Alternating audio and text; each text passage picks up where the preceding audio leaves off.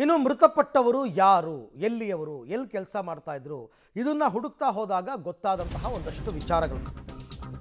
ಆಂಧ್ರದ ಕರ್ನೂಲ್ ಬಳಿ ದುರಂತದಲ್ಲಿ ಬೆಂಗಳೂರಿಗರು ಸಾವನ್ನಪ್ಪಿದ್ದಾರೆ. ಆಂಧ್ರ ಮೂಲದವರಾಗಿದ್ದರು, ಇವರಿಗೆ ಬೆಂಗಳೂರಿನಲ್ಲಿ ವಾಸ, ಬೆಂಗಳೂರಿನಲ್ಲಿ ಕೆಲಸ. ಬೆಂಗಳೂರಿನ ಇಬ್ಬರು ಸಾಫ್ಟ್ವೇರ್ ಇಂಜಿನಿಯರ್ಗಳು ಸಾವನ್ನಪ್ಪಿದ್ದಾರೆ. ದೀಪಾವಳಿಗೆ ಅಂತ ಊರಿಗೆ ಹೋಗಿದ್ರು ಪಾಪ. ವಾಪಸ್ ಆಗಬೇಕಾದ್ರೆ ಅನುಷಾ ಮತ್ತು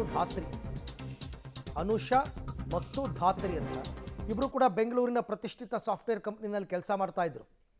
ಫೋಟೋದಲ್ಲಿ ತಾವು ನೋಡ್ತಾ ಇದ್ದೀರಲ್ಲ, ಈಕೆ ಅನುಷಾ,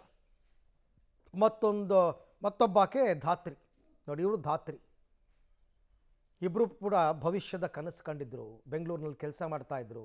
ಹಬ್ಬಕ್ಕೆ ಊರಿಗೆ ಹೋಗಿದ್ರು, ವಾಪಸ್ ಹಬ್ಬ ಮುಗಿಸ್ಕೊಂಡು ಮತ್ತೆ ಬೆಂಗಳೂರಿಗೆ ಬರಬೇಕು, ಕೆಲಸಕ್ಕೆ ಹೋಗಬೇಕು, ಬೆಳಗ್ಗೆ ಬೇಗ ರೀಚ್ ಆಗಿ ಕೆಲಸಕ್ಕೆ ಹೋಗಬೇಕು ಅಂತೆಲ್ಲ ಅಂದ್ಕೊಂಡಿರ್ತಾರೆ. ಬಟ್ ಅವರು ಬೆಂಗಳೂರು ಮುಖನೇ ನೋಡಲಿಲ್ಲ ಪಾಪ. ಬೆಂಗಳೂರಿನ ಮುಖನೇ ನೋಡಲಿಲ್ಲ. ವಾಪಸ್ ಬೆಂಗಳೂರು ರೀಚೇ ಆಗಲಿಲ್ಲ.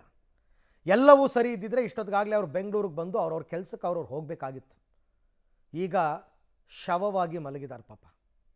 ಅನುಷಾ ಮತ್ತು ಧಾತ್ರಿ ಅಂತ ಇಬ್ಬರು ಸಾಫ್ಟ್ವೇರ್ ಇಂಜಿನಿಯರ್ಸ್. ಇವರಿಬ್ಬರು ಕೂಡ ಆಂಧ್ರ ಮೂಲದವರು. ಕೆಲಸ ಹುಡುಕೊಂಡು ಬೆಂಗಳೂರಿಗೆ ಬಂದಿದ್ದಾರೆ. ಬೆಂಗಳೂರಿನಲ್ಲಿ ಕೆಲಸ ಸಿಕ್ಕಿದೆ. ಈ ಕರ್ನಾಟಕದವರು ಎಷ್ಟೋ ಜನ ಹೈದರಾಬಾದ್ನಲ್ಲಿ, ಚೆನ್ನೈನಲ್ಲಿ ಕೆಲಸ ಮಾಡಲ್ವಾ, ಹಾಗೆ.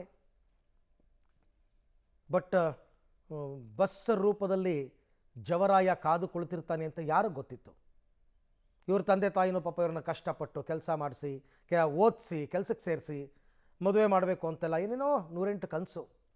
ಈಗ ಅವರಿಲ್ಲ ಅಂತಂದರೆ ಹೆಂಗಾಗಬೇಕು ಅವ್ರ ತಂದೆ ತಾಯಿಗೆ ಅಥವಾ ಅವ್ರ ಪೋಷಕರಿಗೆ? Very unfortunate.